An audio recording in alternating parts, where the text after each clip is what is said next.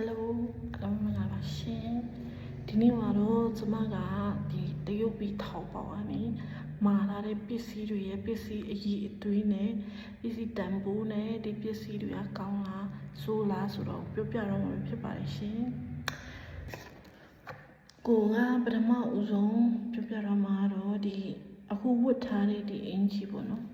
ဒီအင်ဂျီကိုပြောပြတော့မှာဖြစ်ပါတယ်ရှင်ဒီအင်ဂျီကိုလည်းထောက်ပေါက်ကနေပဲဝယ်ထားတာဖြစ်ပါတယ်ဆိုတော့ဒီထောက်ပေါက်ကနေဝယ်ထားတာ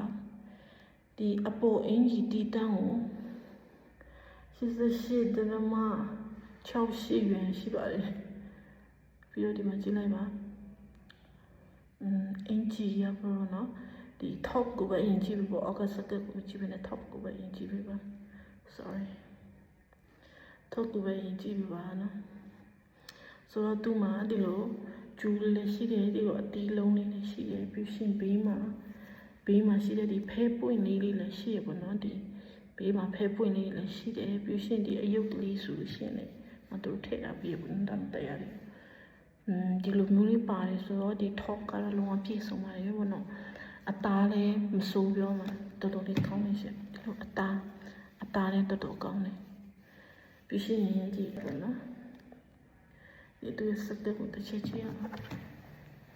ဒီစကတ်ကတော့ရောက်တာကြာလိုက်ပေါ့နော်ဒီထောက်ပဲနောက်ချမဟုတ်မေရောလို့ထောက်ကဒါတော့စကတ်ပါမှထားတဲ့စကတ်ပါ 3XL ပဲနော်ဒီမှာဝါတဲ့တော့ကြောင့် XL ပဲမှာထားပြပါတယ်စကတ်ဝဲလေးပေါ့နော်ဆိုတော့ဒီတစုံကတော့သူပြထားတာနဲ့အတူတူပဲပြီးရှင်ကိုမျောလင့်ထားတယ်ဒီအသားစပေါ့နော်ဒီအဝတ်စ sorry ဒီအဝတ်စကလည်းကိုမျောလင့်ထားတယ်လို့ကောင်းတယ်တော်တော်လေးကောင်းလိုက်ပြီပြီးရှင်ချုံးမွေးရပေါ့နော်ဒီတစ်စုံကတော့ကျွန်မတို့ရှုံးအောင်ဖြစ်ပြီးတော့နောက်တစ်စုံပြောပြတော့မှာပါတယ်ရှင်နောက်တစ်စုံကကျွန်တော်ဒီအစုံလေးပါဒါလာရပေါ့နော်ဒီထောက်လေးကိုကြည့်လိုက်ပါဒီလိုမျိုးလေးပြီးရှင်စကတ်လေးရဒီလိုအမလာလေးပါနော်အမှန်ကျွန်မအော်ရတာကျွန်မကိုထည့်ပေးထားတဲ့ top နဲ့ကျွန်မလူချင်တဲ့ top နဲ့ကမတူဒီဇိုင်းတော့တူတယ်ဒါပေမဲ့တော်တော်လေးကွဲတယ်ပေါ့နော်တော်တော်လေးကွဲတယ်ဆိုတော့ကျွန်မတစ်ချက်ပြဒီလိုမျိုးလေးရှိဒီလိုမျိုးဒီလိုဘေးတစ်ဆောင်ကိုဒီမှာကျတော့ဒီလိုဖဲပွင့်နေပါမတူဘူးနော်ဒီဇိုင်းလာတော့လာဒါပေမဲ့ကျွန်မလူချင်တဲ့ top နဲ့ကလုံးဝမစင်ဘူးပေါ့နော်တူကုန်တူတခြားစီဒါပေမဲ့လေသူတို့ကျွန်မကိုထည့်လာပြီးတဲ့ဟာလေးဒီဇိုင်းလေးလာတယ်ဒီလိုဘေးဒီဇိုင်းလေးဖြစ်တဲ့အတွက်ကြောင့်ဒီလိုပေါ့ဘေးဒီဇိုင်းလေးဖြစ်တဲ့အတွက်ကြောင့်မလို့ပြီးရင်ဒီချီတာလည်းတော်တော်ကောင်းတယ်နော်ဒီကနေ့အတူတူပဲဒါလည်းတော်တော်လေးကောင်းတယ်ပြီးရှင်ဒီအထဲကလက်ဒီရဲ့လက်လေးလည်းတော်တော်လေးနွေးဆိုတော့ဒါမဆိုးပြောဘူးနော်ဒီဇိုင်းကွဲသွားတာဒါပေမဲ့ကျွန်မချိန်ပါတယ်ရှင်ဆိုတော့ဒီ detail ကိုလည်းကျွန်မချိန်နေပါတယ်ဒီ detail ရဲ့ဈေးနှုန်းကကျတော့ top တီးတန်းကို69ကျပ်ပါမ69ကျပ်ပါနော်ဒီအပေါ်အင်ဂျီတီးတန်းကို69ကျပ်ဈေးကတော့တော်တော်လေးချီပါရှင်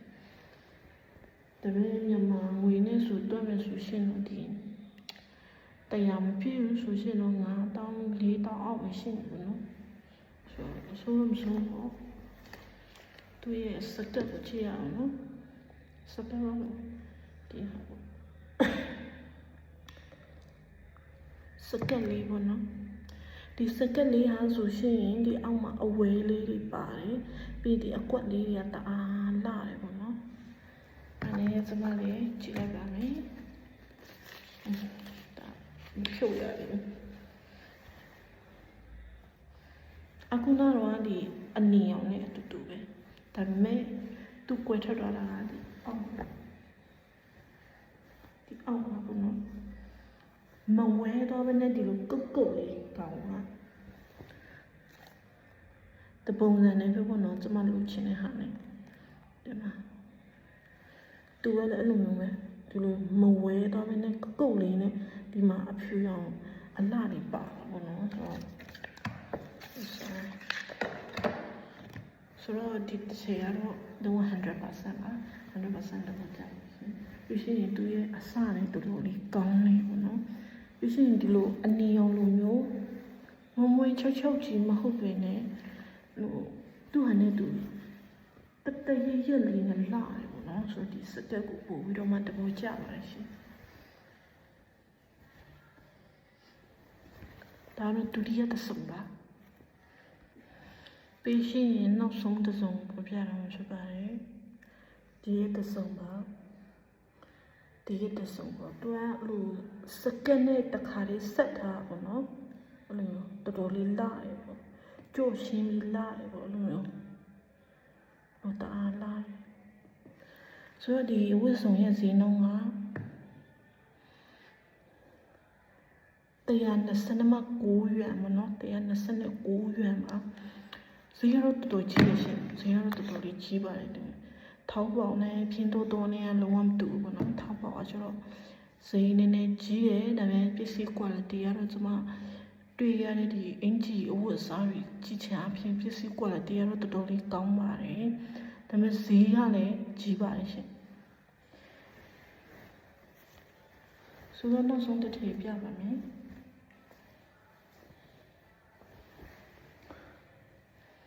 ဒါတော့ဒီမှာ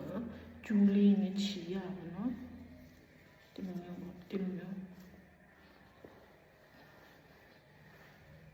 ပြီးရင်ဒီမှာ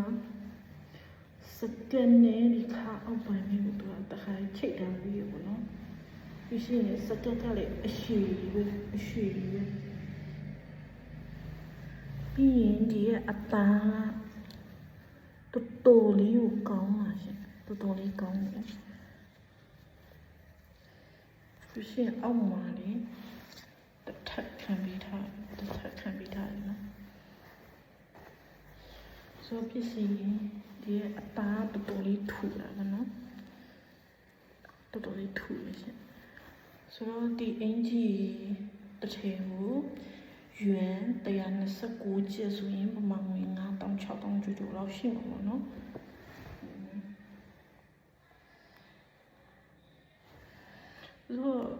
လာတော့တော်လာပါလေဆိုတရားရခိုင်လုံးပစ္စည်းအရေးအသွေးတူတယ်အခုနကဘူးလို့ပဲအဲ့ဒီဒုတိယသဆုံရဲ့ top ကပဲကွဲတော့ဗောဒါပေမဲ့ပစ္စည်းအရေးအသွေးရတော့ကောင်းတယ်ဆိုတော့တပုံစံလေးပေါ့လေတပုံစံလေးကျွန်မလာတော်လာရှိပြီးတော့ကျွန်မကအုတ်ထုပ်နှလုံးလေးမှာထားပါတယ်ဒါတော့ကျွန်မအခုဆောင်းထားတဲ့အုတ်ထုပ်ပေါ့နော်အမဲနဲ့ဒီအယောင်နဲ့ကျမတို့ဒီအကြီးပဲဝယ်ထားပါတော့60-65 cm မှာဝယ်ထားပါသူကကော်ဖီအယောင်နဲ့အမဲအောင်ဆိုပြီးတော့မှသူတို့ရဲ့တခုကကျတော့အုတ်ထုပ်တစ်ခုရဲ့ဈေးနှုန်းကျတော့အုတ်ထုပ်တစ်လုံးရဲ့ဈေးနှုန်းကျတော့32 yuan ပေးရပါတော့ဆိုတော့ဒီအုတ်ထုပ်ရဲ့ quality လည်းကောင်းတယ်ရှင်သူကောင်းတယ်ထဲမှာတိတက်လေးချုပ်ထားပြီးပေါ့နော်ကောင်းတယ်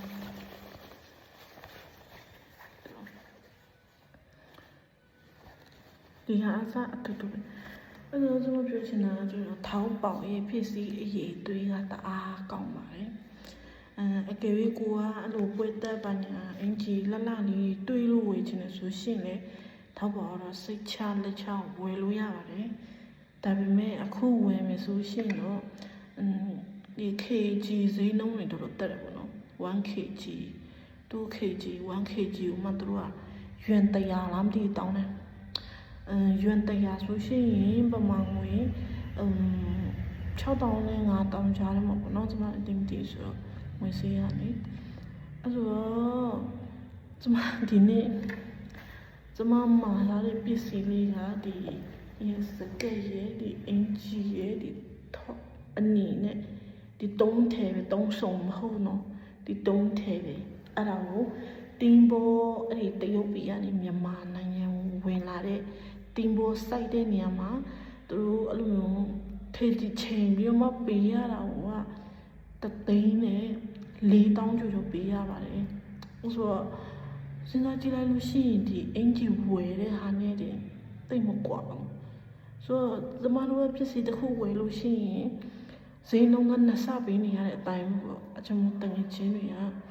淘宝ကပစ္စည်းလိုချင်တယ်ဒါပေမဲ့မြန်မာပြည်မှာလည်းရှိတယ်ဆိုရှင်တော့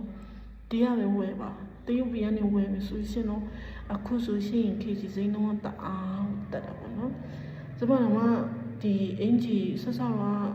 ဒီအင်ဂျီပထမတတုတ်ပေါ့နော်ဒီရဝယ်တော့ဆိုရှင်အဲ့ဒီပစ္စည်းခေကြီးတန်ဖိုးတီးတဲ့နေနဲ့2သိန်းကျော်လောက်ရှင်လိုက်ရတယ်ဆိုတော့စုစုပေါင်းတင်လို့ရှိရင်3သိန်းခွဲလောက်ရှိရပါတော့ဒီပစ္စည်းလေးတင်နေဟာအဲ့ဆိုတော့ဈေးကတော့တော်တော်ပေးရပါတယ်ဒါပေမဲ့ပစ္စည်းရကောင်းတော့